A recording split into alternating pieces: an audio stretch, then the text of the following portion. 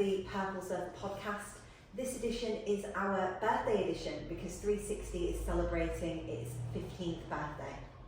I'm Sophie Holmes, I'm joined by Andy Steele and our HR Director, Leanne Steele. So 1st of February 2010, of the three of us, I was the only one that was here. Although, did you pop in to help look things around, etc.? Yeah, I popped in with a box of chocolates and biscuits to make some tea for you and Paul while you were here. Yeah, so there was only two of us on 1st February 2010. Serviced offices in Melton, no clients. Our IT was in the cloud, very experimental, didn't work particularly well, couldn't get it to talk to the printer, scanner, photocopier. Pretty stressful day, but it was the day after tax return deadline day, so I transitioned from a crazy day at my old practice to a fairly chilled first day at 360. Eating chocolates, drinking tea, trying to get the photocopier to work, and then the big job of trying to get some clients, pay the bills, etc. So a mixture of excitement and nerves, I guess. Yeah. 15 years, a real roller coaster, lots of highs, a few lows, which we'll talk about shortly. I just can't believe how fast it's gone. So 4th of July 2011, I ran down the corridor trying to follow Andy because he was marching down at a pace. My legs are a bit longer than yours. Yes. You were our first apprentice? Yes, so How old were you? I was 17 Wow. because my birthday was a couple of weeks later. So Not even old enough to drink. No, so I'd had a week off between finishing my A-levels and starting, and I think in that week off I'd joined the team at Beverley Races for a team night and to get to know everybody before I started. So that was nice on the first day, sort of broke the ice a little bit. It was a Monday, so most people were in. I think there was 5 when I started. There was 2 of us on day 1. I think we were waiting for notice periods to end, etc. So people started joining us as the weeks and months went on. So there must have been 4 of us just before you joined to make it number 5. Yeah, I think so. Roughly. Yeah, so I spent a few days, learning what our account systems were, learning where to take the post. Have we got the copier to work by then? I think so. Where to go bank the checks. We don't have as much issues of those now, but where does everything go? Who is everybody? How to make teas and coffees. Yes, learn everyone's coffee orders. Because we were in serviced offices, we had to sort of take the post to and from reception, meet clients there. So it was getting used to all the different door codes and remembering them and everything. Yeah, I still go back to those offices every now and again because we do have clients in there. And the service offices served us well for a few years, having the flexibility of getting additional space as we grew. I think we started off with just 2 rooms. Yeah, so when I joined there was 1 room with 3 of us in for the accounts, and then the room you was in, you just got the 3rd room to make it into a meeting room, so you shared with the 2 part-time tax and payroll, and then the 3rd room was an office, and then we expanded further at that side. We moved into the other building. Then we moved into the front at the cooler side of the building because it didn't have the sun on it. Yeah. And then we took some offices across the corridor. Yeah. The firm of accountants moved out, didn't they? Yeah. And we jumped into their spot because it was perfect for us at that time. Yeah, I think we ended up with about 6 rooms at one point that all sort of interconnected and worked from there for 5 years. Yeah. I remember there was like a burger van, wasn't there, that did bacon and sausage sandwiches and stuff in the Yeah. morning, which was so tempting. And on a Friday there was the fish and chip shop van Yeah, that used to come round. yeah, because Melton Industrial Estate is on a little bit of a limb, so you haven't got the sort of facilities on your doorstep like you have now in the city centre, but there was some great food available. Yes, which we took. Fat Fridays. Yeah, we certainly tried those in the menu, I think, over those years. And it was near the Sandpiper pub, so we had a lot of socials in there, didn't we? Yeah. Whenever we were introducing a new member of the team, we would go for, Welcome we'd drinks. meet up there before they started so that they could get to meet the rest of the team, etc. Yeah. Walkable to work. Yeah, well, we lived in Brough at the time, didn't we? So, certainly walkable from Brough, Melton, Ferriby, etc. You lived in Brough. Yeah, we had to do that the odd time when there was bad snow. Yeah. A few Yeah. times got car stuck. Yeah, there was the really bad snowy year. Sometimes got more than one car stuck. Yeah, that was a fun day, wasn't it? So our first apprentice, and now you're no longer an apprentice, No, no. I've handed that title on, I think. which we'll come on to shortly. Well, I joined after being somewhere for 22 years, so it was quite daunting for me. And we tried to keep it a secret as well for, I think I went on like an extended leave for about 2.5 months, I think. Was it about 2.5 months where I just had the time off between transitioning from that role into the new role. So it was quite daunting coming in and not knowing anybody, never doing anything like that before because I'd always been in a manager role. So you were sort of looking after the admin yeah, side so of things, I weren't think you? Sophie passed the baton to me for the things that she'd been doing, and then I took them on, and then I did master the photocopying. Yeah, I think as a startup, when there was only 2, 4, 5 of us, you sort of have so many different roles, don't you?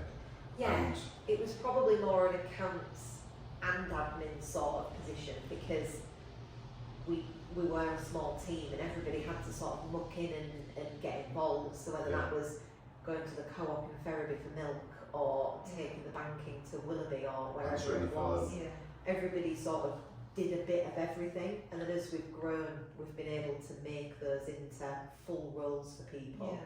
And develop people in those roles over time. So the accounts apprentices now are more purely accounts, but it stands you in good stead because you know the systems, you know how the business runs, you know what's needed. And that's why even nowadays our accounts apprentices, we do give them time in the admin team, payroll, personal tax, etc., so they can see absolutely everything, and it gives them a much better foundation to build their accountancy career on. Yeah, I mean, there's so many things that go into the end result for the client, and it's good to have that whole understanding and know why that's so important, because ultimately the accounts team and the tax etc aren't able to do their role as efficiently if they haven't got that support. It was also really good around having young children as well because I could work around them. It was only across the road. I could pick them up from school, and then if I had to work late night, I could drop them off at Melton to you on your late nights, and they would sort of help with their post and things. And There was also a vending machine on the which was second very floor, useful. so Yeah, juggling childcare and setting up a business is a challenge, isn't it? Yeah, because we There's both so work full many- time. You have so many balls to juggle. You know, we have so many clients that are also going through this challenge of all these balls, and not dropping a ball is tough, isn't it? Yeah. Which is why it's vital that you've got an amazing team around you to help and Understand that. catch the balls when you do drop them. Yeah. because at Melton we always did a late Thursday night Yeah, and a Saturday and a morning. Saturday morning, Yeah. and then obviously over time they've become more appointment only. Yeah. But we used to be, someone was always in the office until Yeah. 7ish on a Thursday, weren't they? Yeah. Yeah. Yes, I suppose. So it's also the building's 10th birthday, Yeah. as well as 360's 15th birthday. Yeah. So I suppose around 2014, we started realising that we'd perhaps outgrown the serviced office provision. So as we've said, serviced offices are brilliant. They offer you flexibility, etc. You don't have to worry about building maintenance, reception, etc. But we're just getting a little bit frustrated that we couldn't put our own stamp on the building, on reception, etc. Receptionist wasn't ours, so where they brand aligned, etc. Some of them were, some of them were less so. Well, if there was a high turnover of that department as well, there was nothing we could do to influence that or have any choice in the matter. Yeah. So we'd sort of outgrown the serviced office provision. I was at a stage where I no longer needed to be X number of miles away from where I previously worked. So we started looking, and I always wanted to have our business in the city centre. I think very passionate about promoting Hull city centre, making it a success. I think a vibrant city centre is vital for the success of the regional economy. So I always wanted to move back into the city centre for a whole host of reasons.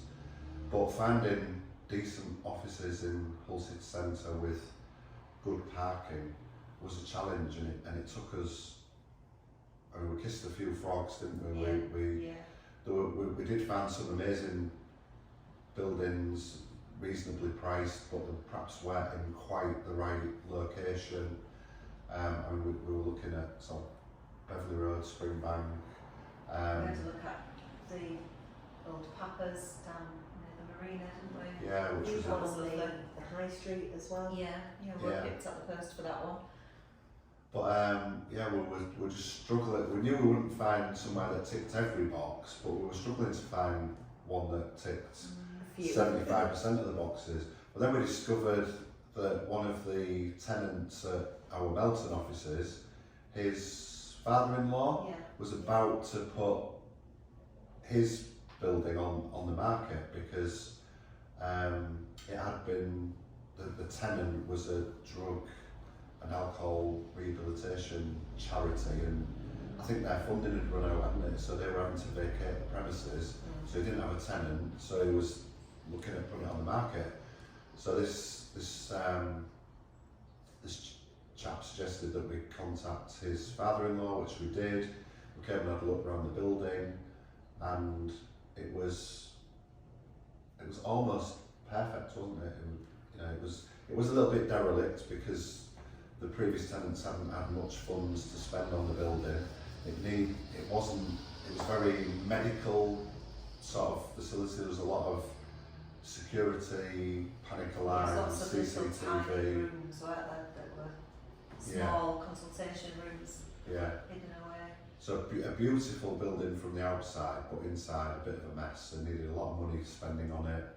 But it had a huge car park, which was really important. So we managed to get some grant funding to help with the redevelopment costs. I think the builders took about 6 months. What, to renovate it? Yeah, I think from buying it, getting the architect in, planning permission. It's great to have listed, so there's all sorts of hoops we had to jump through. We tried to keep a lot of the original features as well, Yeah. like the cupboards behind us were all already installed, and Kept fireplaces. I mean, there's a lot of things that we had to keep, but Yeah. we would have kept them anyway because the beautiful features. but some of the skirting boards are Yeah. a couple of feet, and the Curving had to be specially made to match what it Yeah. was originally. We were allowed to replace the doors with glass doors, but we had to keep the doors. Yeah, they're all upstairs, hidden away, aren't they? We have to keep them on site. Yeah. So yeah, and again, juggling, this was an extra ball to juggle, so on top of sort of family life, growing a business. We then had a major property development project to look after. So I think we Learned moved a lot. we moved in May, and So then we had May, the launch party in the June, because we wanted everything just to get all snagging and everything sorted. yeah, Furniture. We Yeah. don't have any furniture, did we? Yeah. Just a little bit. yeah. So the launch party, we put a marquee up in the car park. Got Atom Brewery in to do a bar. We got a hog roast. Invited loads of clients, suppliers, professionals from around the city. I remember, Yeah, big cake. yeah, we decorated the building with all sort of purple stuff, didn't we? It looked amazing. It was a fantastic night, beautiful summer's evening. We were so lucky with the weather. I remember there was quite a few events happening that night. There was another Fair McCallum's were doing a summer barbecue. Hull KR had a really important game. Yeah, my dad and brother left the launch party Yeah. to go to the So, to the game. I mean, I think with any event like that, you worry that nobody's going to turn up, but it was perfect numbers, perfect evening. Everyone had a great time. And I remember after all of the guests had disappeared, sort of when it got dark, about 10:30, we all just sort of sat down in the marquee, didn't we, with a beautiful pint of Atom beer. You two probably didn't, but and it was just like a moment to sort of just reflect on everything that we'd achieved in the first 5 years. You know, we've got an amazing building to work from, and it was, I think that was probably one of the, up to that point, one of the highlights so far. Don't know what you two think. Yeah, it was. I think it was a lot of work, a lot of people involved in getting it to that point, but that night was sort of the pinnacle of that, of saying, look what we've achieved and look how far we've come from the smaller service offices that we were in before. So it's taken us probably, I don't know, 6 months from first seeing the building to it becoming ours, you know, all the funding, legals, etc. And then probably another 3, 4, 5 months to actually do the building. I remember when we moved in, because we'd grown during that period, it was sort of full straight away, wasn't it? We thought we'd bought a building that we could grow into, but straight away it was like, oh God, it's already full, what do we do? So we looked at the loft, didn't we, and I can't remember how long after moving in it was, but it wasn't that long. We renovated the loft to create space for another 4 or 5 people to work in. Yeah, I can't remember the exact dates, but I think that was over winter because it was a little bit cooler with the insulation. So it was maybe winter 2016. But then we were also needing more meeting room space as well, because we had these lovely offices to show off and we wanted everyone to come in, and we had a larger team, a lot more people were seeing clients. This meeting room ended up being double booked a few times, so we were using your office as an overflow. The cafe across the road. And it became apparent that one of the rooms that was offices, we needed to make into a second meeting room as well. Yeah. So that created another issue of, well, we've got more people, but where we can't physically fit any more desks in. Hence came our second office at Craven Park. And one of the options was to reopen the office in Melton, which we'd closed when we moved to Hull. But we just thought, we've got a lot of clients in East Hull and we want more. Should we look at some offices in the east of the city? Around that time, the new stand at Hull KR had been completed and was open as well. Yeah, and that had office space that was vacant, didn't it? Really modern offices. We work really closely with Hull KR as it is.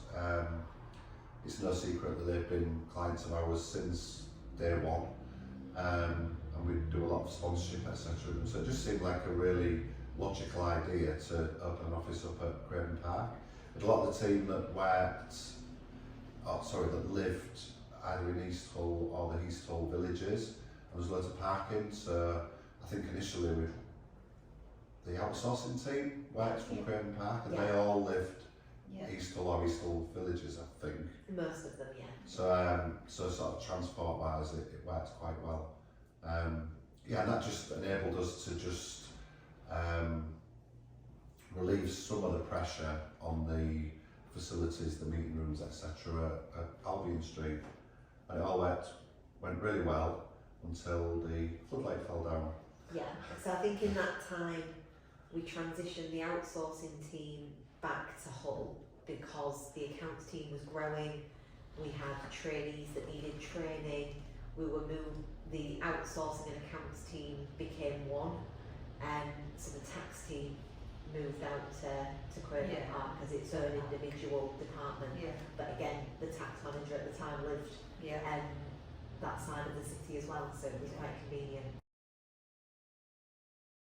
Yeah, so when the floodlight at Craven Park unfortunately fell down and they had to shut the offices temporarily, we moved everyone back to Albion Street, didn't we? Yeah. Because we just thought I'll be a few days. Yeah. So we're like, people working in the kitchen, The meeting room, Yeah. reception. but when it became clear that actually it's going to be a bit longer than a few days, because they had to check that the other floodlights were safe, didn't we? We hired some space in the K2 building across the road, didn't we? Moved our outsourcing team across there. Yeah, but around that time, next door, we found out that 18 Albion Street was going to go on the market, didn't we? So it was probably a little bit too early to buy a new building, but it was an opportunity that we couldn't really miss, because how often does the building next door to you come up for sale? You know, it might be another 50, 100 years. So we took the plunge and bought 18 Albion Street. So that was a hairdresser's, a dentist, and a shipping office, Yeah, all on different floors. yeah. So again, a huge renovation project. That building's just purely office space, isn't it? Yeah. Well, we had planned for it to be different, hadn't we? We had hoped to knock through and turn both ground floors into client-facing areas, meeting rooms, a proper reception, etc. But unfortunately, the conservation officer wouldn't let us do that, because it meant altering the stairs in 18 Albion Street to create enough room for a door, and he wouldn't let us do that. So, lessons learned there. So we basically turned the first floor of 19 Albion Street into client facing, and just entire 18 in office space for the team to work in. And if anybody needs to get from 18 to 19, they have to go for a little walk in the street, don't they? Yeah. Which is fine on a day like today when the sun's shining. Yes. But on the other 364 days, So I qualified with my ACCA qualification in 2017, and then Hull City of Culture year. yeah, and then I went on to study ACA rather than waiting 5 years to do a pathway. So I did the 3 additional exams and I qualified with that in 2019. So I'm not quite a fellow yet for the ACA. I've got a couple more years to wait for that. I think whenever a member of the team passes an exam, that's a high. But when they complete the studies and become a fully qualified accountant, that's definitely one of the highs. I don't know off the top of my head how many people have done that at 360 so far, but it's always very satisfying seeing that you've helped make a qualified accountant. I think on the day you get the results, it's just pure relief because you've worked and studied for 3, 4, 5 years to get to that point, and I had a couple of setbacks with results throughout the studying process. To get to that final result and see pass on the email at 10 past midnight on a Sunday night was. Did you crack open the champagne at that time? It was a bank holiday actually. It was Easter Monday the next day, and I just cried. opened it and saw a pass and just cried because it was just 4 or 5 years worth of Do you remember exams yours and stress. when we had to wait for your result coming through and you qualified? And the postman went sailing straight past. Well, yeah, it wasn't email then. Yeah. It was waiting for the post. So I remember sat at the window watching the postman walk around the cul-de-sac. Got to my house and he walked straight past. You had to drive to Bransdale Centre to log on to a public computer to see whether your name was on the list. Remember doing that? No. I thought I'd gone into the office to do it. We drove on. Because nobody had computers at home then. You either, if you wanted to go on a computer or go on the tiny little bit of internet that existed in them days, you had to either do it from the 2 computers at work or go to Bransdale Centre. But then at that point as well, he still wasn't sure whether you qualified. He said, well, my name's on the list, so I think I have. Yeah. When I did my ACA qualification, the result came out on a Friday lunchtime at 12 o'clock. So I arranged to meet my mum and dad for lunch, and I left the office at 5 to 12 because I didn't want the result to come through. And I passed. I think I texted you both and told you. And I came back and there was some champagne for a picture. It was Christmas jumper day. So the picture I got my Christmas jumper on, and I still wear the same Christmas jumper every year. I mean, it's a really difficult qualification, isn't it? And Again, I cried that day as well.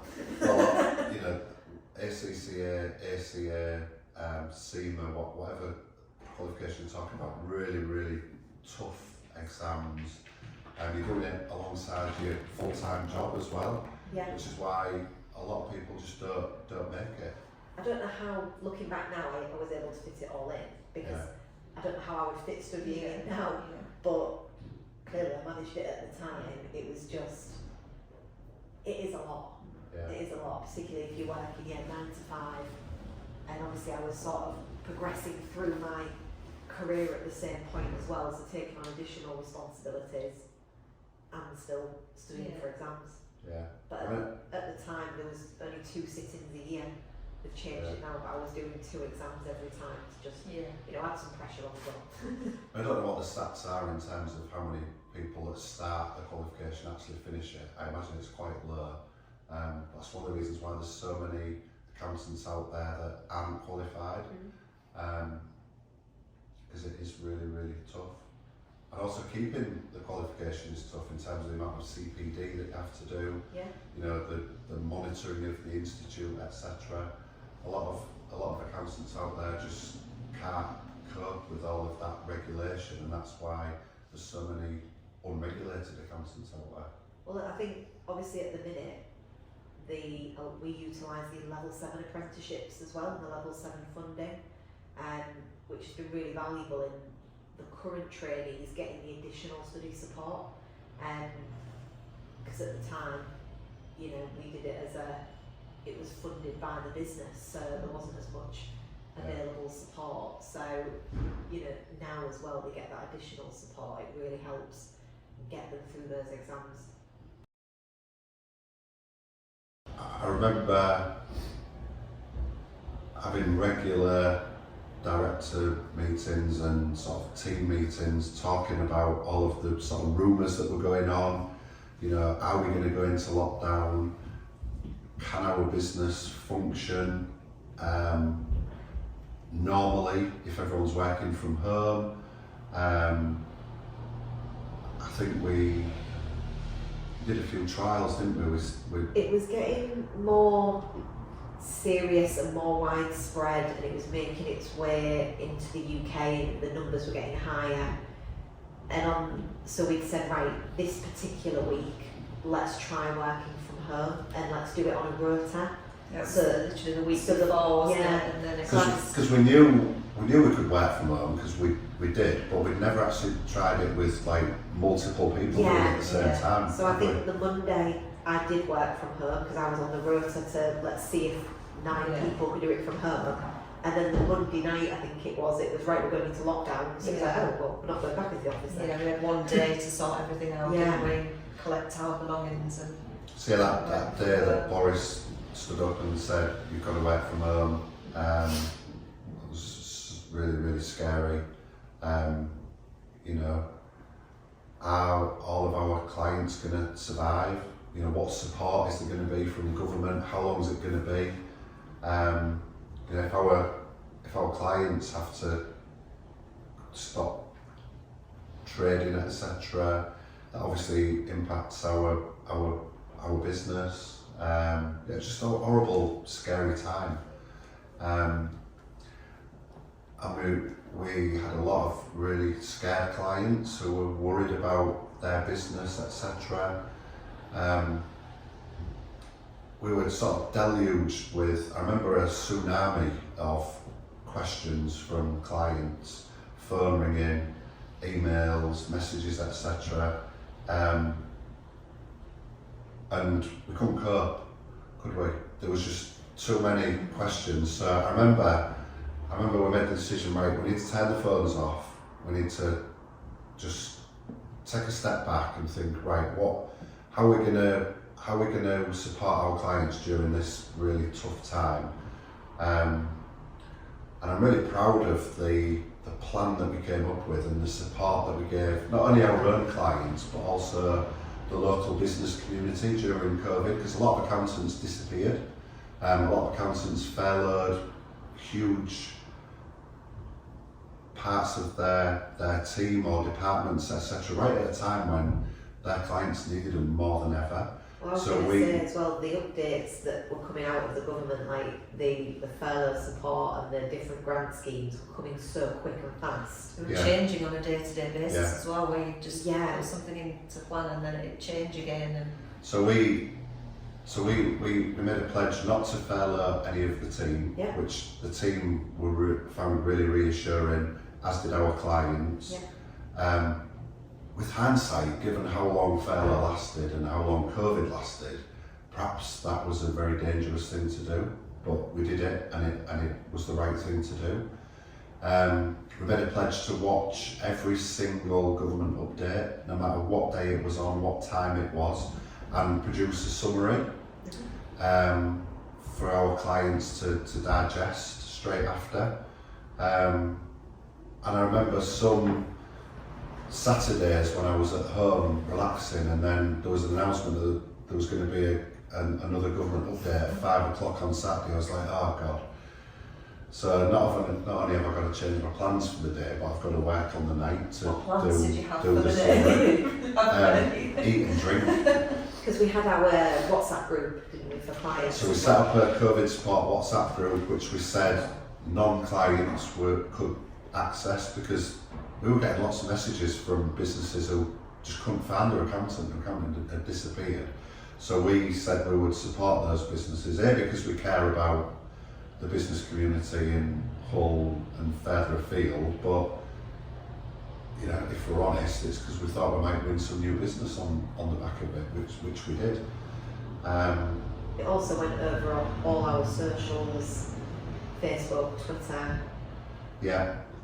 So we actually won a client from the support we were putting on Twitter because she couldn't get in touch with her accountant at all.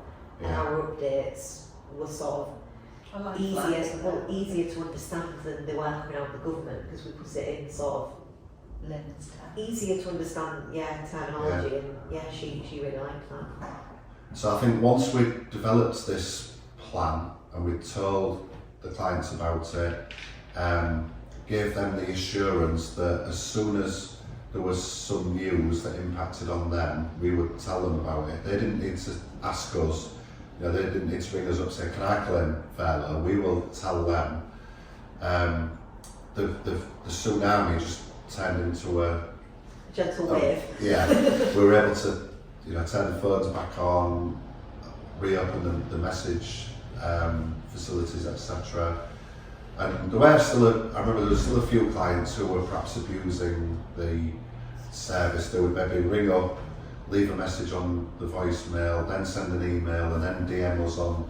So, you know, once we'd sort of educated them that behaviour isn't appropriate right now, we were able to go back to providing a sort of world-class service at times when it was very difficult to provide any sort of service at all. Well, Becky and her payroll team became probably the most invaluable people for a lot of clients. Well, as they were doing the furlough claims and working out what people could and Yeah. couldn't claim. And I mean, they had all their normal work to do, yeah, but they also had to do the furlough. and learn what furlough yeah. is and how you do it, Yeah. because there was no precedent for it. So I Whilst suppose, working from home. yeah, And COVID was obviously a horrendous time, but the best and positives that came out of it. So, we learned that we weren't all able to work from home at the same time. We've been 90% paperless for a good 5 years. That last 10% was proving a little bit of a challenge. But because we had to work from home, we had to go entirely paperless digital. We just found a solution for that last 10% one afternoon, didn't we? And it was actually much easier than we thought it was going to be. That's COVID labour and trying to get the foundation registered. So we'd highlighted an area household that needed support, needed additional supports, and where children and young adults weren't able to either access sport or could falling out them accessing sport for different reasons, whether it be financial or lack of kids or accessibility. So the foundation was formed to help try and reduce the barriers to entry, and it officially got formed 2021, and then we helped one of the last 3 or 4 years, we've held a number of successful events, a number of fundraising activities, and we've raised just above £16,000 so far to support the HU1 to HU9 postcards. I think the day we received our registered charity status for the foundation, plus all of the foot golf, half marathon, 25k runs, etc., they're another example of some of the highs of the last 15 years. As we've grown each year, it's given us the opportunity to, promote the team, invest in their training and development, etc. We've been able to bring in a lot of health and well-being initiatives. The finance sector, accountancy, it's a very, very stressful career. It's deadline driven.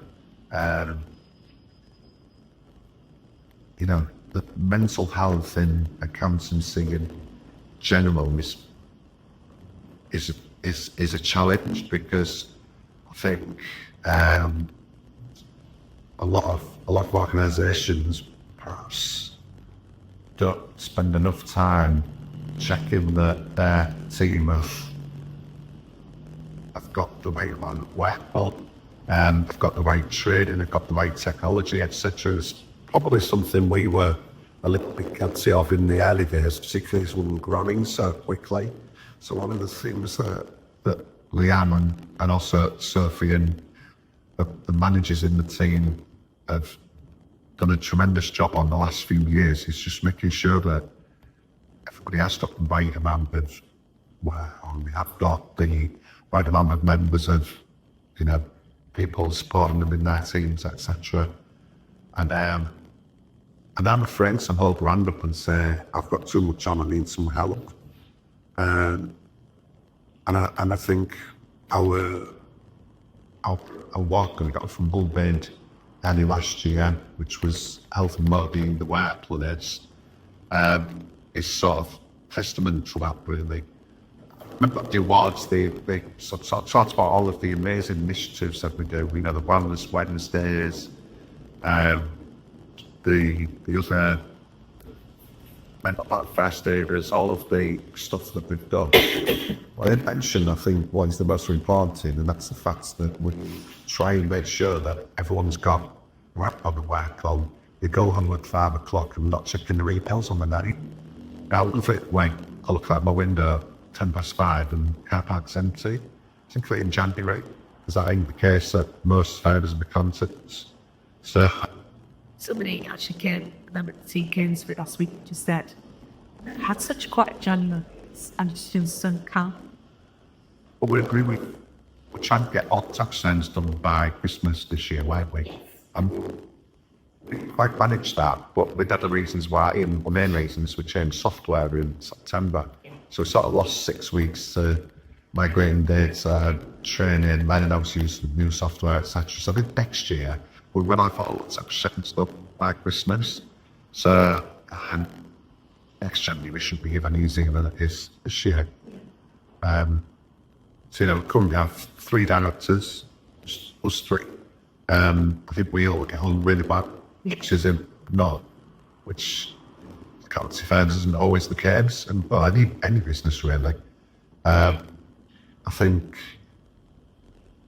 thanks to initiatives like the Team Forum, which we have every 6 months off-site, where we talk about the successes that we've had in the last 6 months, what our plans are going forwards, etc., which we both continue to I think even the employee rep, etc.